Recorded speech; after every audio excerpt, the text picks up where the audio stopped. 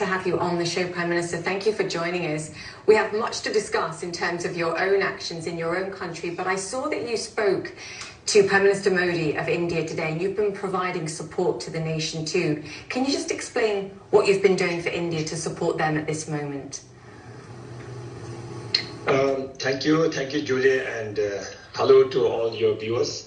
In fact, before I start answering your question, I would take this opportunity to convey warm greetings from His Majesty the King and Her Majesty the Queen from the land of gross national happiness.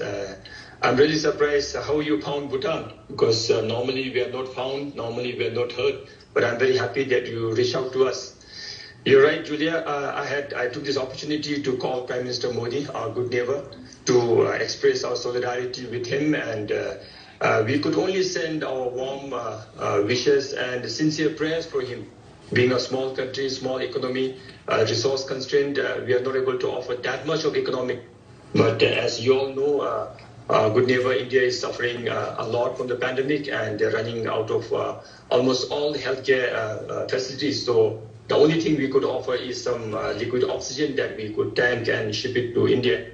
So that's what we could do. But more than anything, as I said, Julia, I'm so happy that I could talk to Prime Minister Modi and send our prayers for all our Indian friends. We understand. It's clearly a border nation for yourselves. Can I just ask what measures and protections you're taking in order to protect your own citizens? Of course, now I don't know how much time I have on this, but we started our preparation since February last year, actually, a month after the disease broke out in China. And then we took all measures in place, and then as we were anticipating, we got the first case on the 5th of March last year. And ever since we got the case, we had a very good control, I would say. Immediately, we stopped tourists coming to Bhutan. We blocked all the international borders, both by land and by air. And then we had all the surveillance and testing, primary contact testing in place. And until now, we managed to keep our community safe. And in fact, all these things started from our leadership, His Majesty the King, who, as we talk, is in the south, where we share free borders with India. His Majesty, for last almost 15 months, had spent almost 80% of the time out of the palace, guarding our country physically as well as mentally, morally supporting all the frontline workers. So, of course, being small is our strength, but then all of us being unconditionally united under His Majesty's leadership actually had given us very good protection. And a 21-day quarantine as well for those entering your country also helped. Talk to me about the vaccine drive, because I think for most people listening, the idea that you managed to vaccinate 93% of your adult population in the space of under 2 weeks is an astonishing feat. How did you achieve that, and what perhaps can other nations learn from how you did this?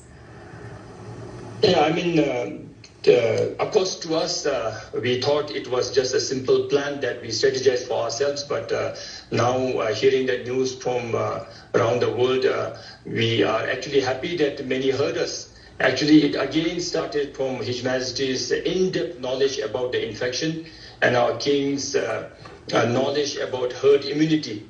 In fact, we all designed in a way the rest of the countries designed to vaccinate our population initially.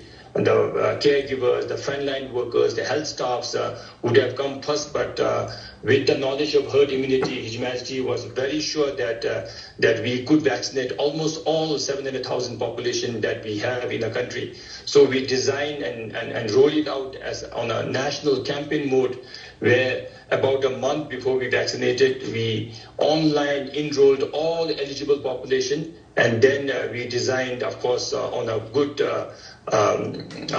day that we roll it out, and in a span of, I would say, not exactly 1 week, but I think 9 days, we managed to vaccinate almost 90% of the eligible population. And then over another 2 or 3 days more, we could cover now almost 95% of eligible population. That is almost 65% of people living in Bhutan.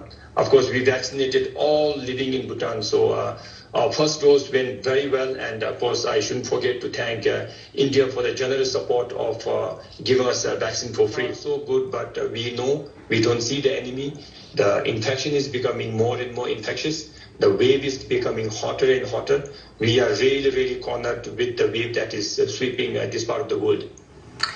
So you've certainly handled it, and I know you mentioned you're a doctor, and I know you practice at weekends and have been commended for it. You are one busy man, so I'm going to let you get back to it.